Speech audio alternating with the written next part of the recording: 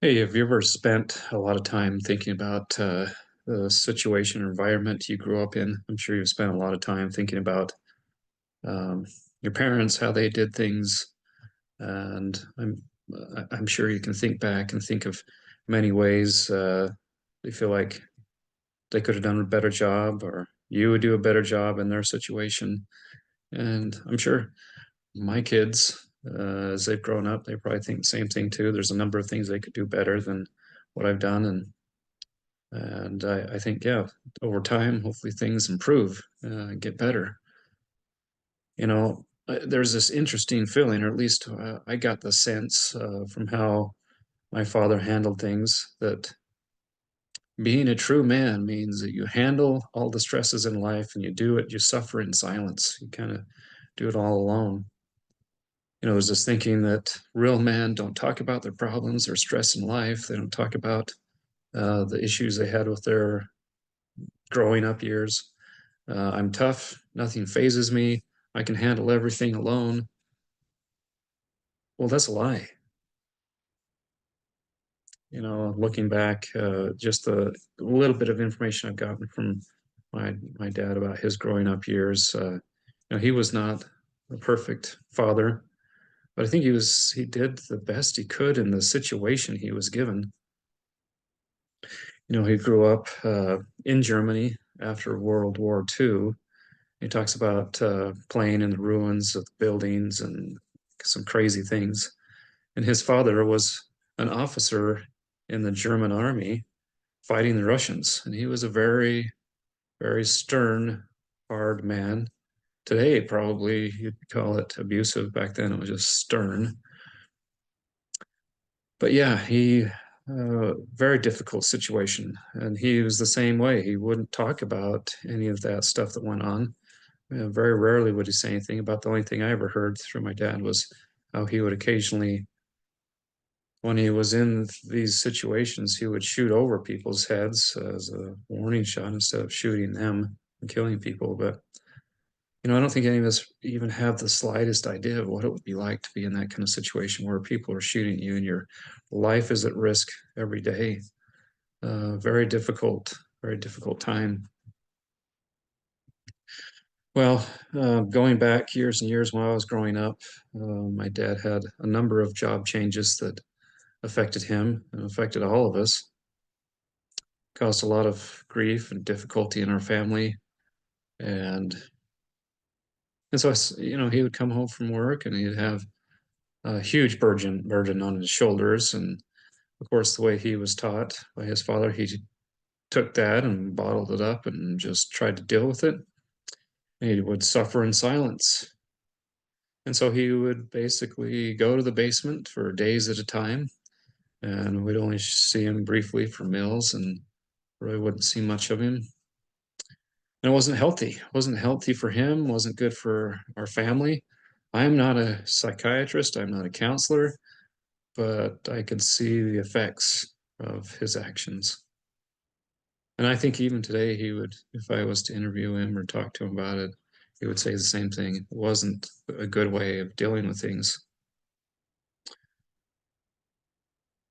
All he would really share with us is, he would kind of talk down to us. He would say, you have no idea how difficult life is. You guys have it easy. You're just dealing with school stress. And he was right. We had no idea because he wouldn't share it.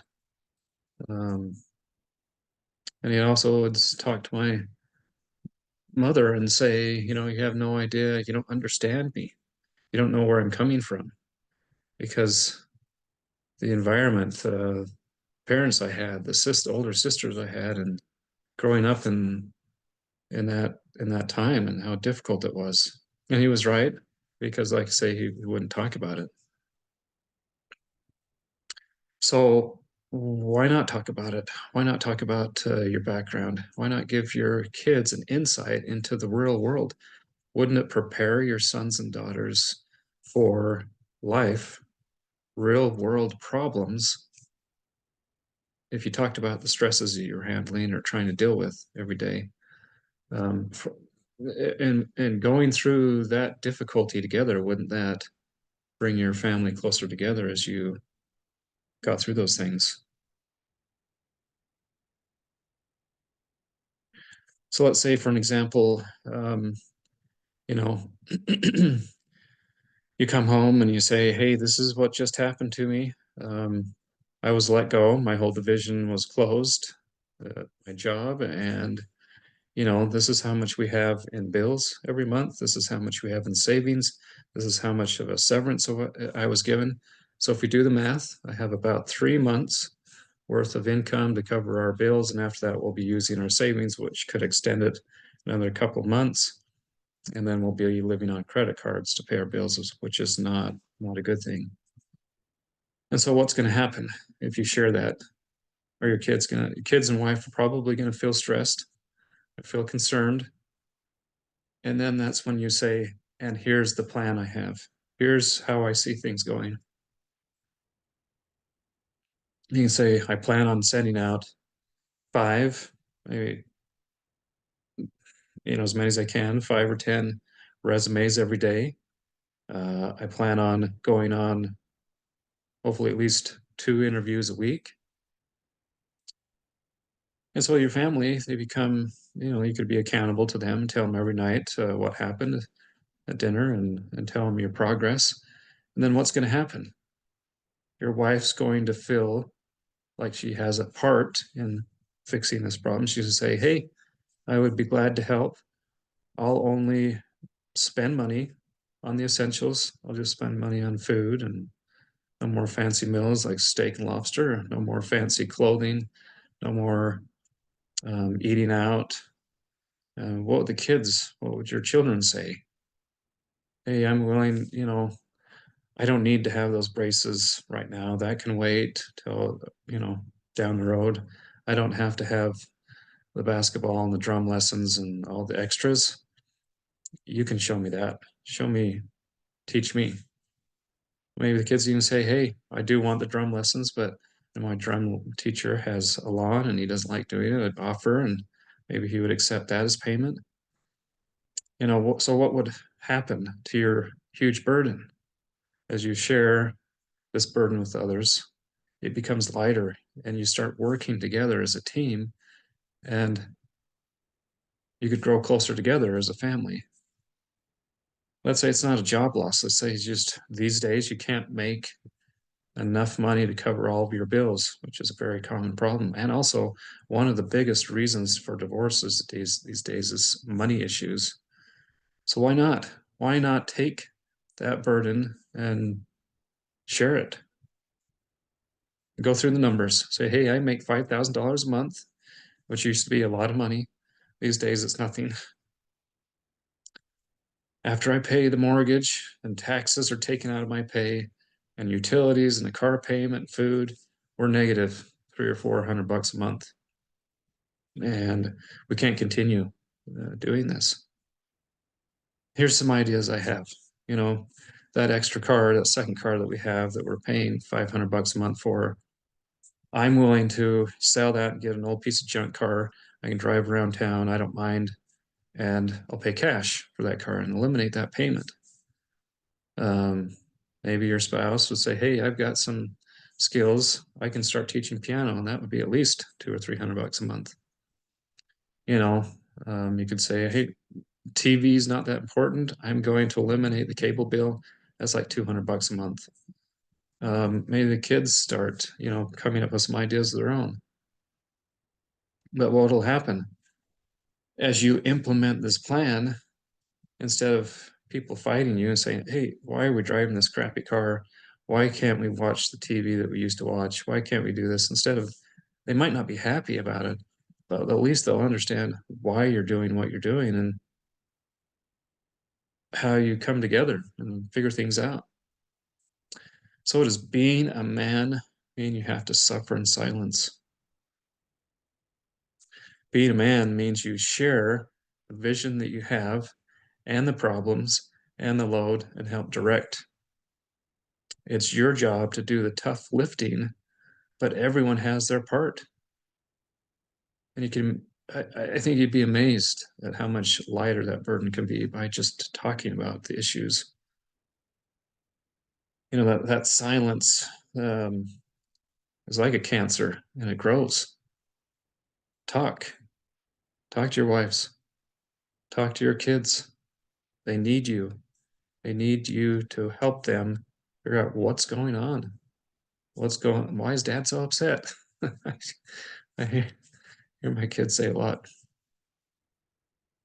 They need to talk. You need to talk. This reminds me of an old Simon Garfunkel song that's got a lot of great meaning. I know that some of you are older. Even it was interesting. My 20-year-old son, he likes some of the old classics. I know that he's listened to this song, but it sounds silence, and I'd like to read the words. And there's many words that I don't agree with, but I like to talk about that afterward. Hello, darkness, my old friend. I've come to talk to you again. Because a vision softly creeping left its seeds while I was sleeping, and the vision that was planted in my brain still remains within the sound of silence. In restless dreams, I walk alone.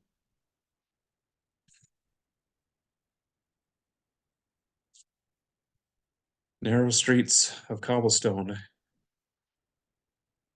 Neath the halo of the street lamp, I turned my collar to the cold and damp.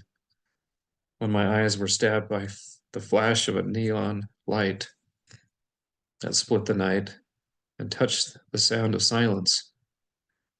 And in the naked light, I saw 10,000 people, maybe more,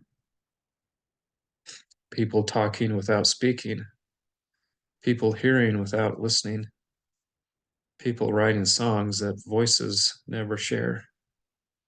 No one dared disturb the sound of silence. Fools, I said, you do not know silence like a cancer grows. Hear my words that I might teach you. Take my arms that I might reach you.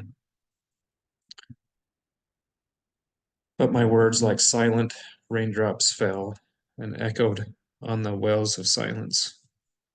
And the people bowed and prayed to the neon god they made.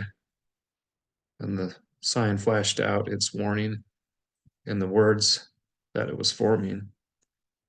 And the sign said, the words of the prophets are written on the subway walls and the tenement halls and whispered in the sounds of silence. Just reviewing some of that. Darkness is not your friend. All it will give you is pain, suffering, anger, hopelessness, captivity, and, well, great suffering. Darkness is your enemy. Don't let it overtake you.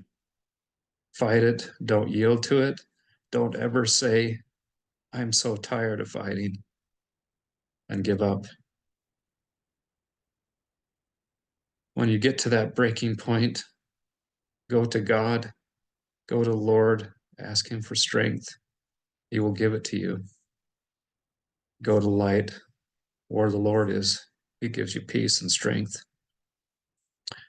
So silence is like a cancer that grows.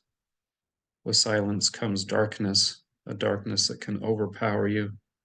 Disturb the silence, end the silence.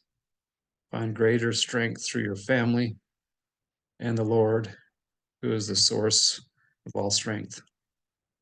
Thanks.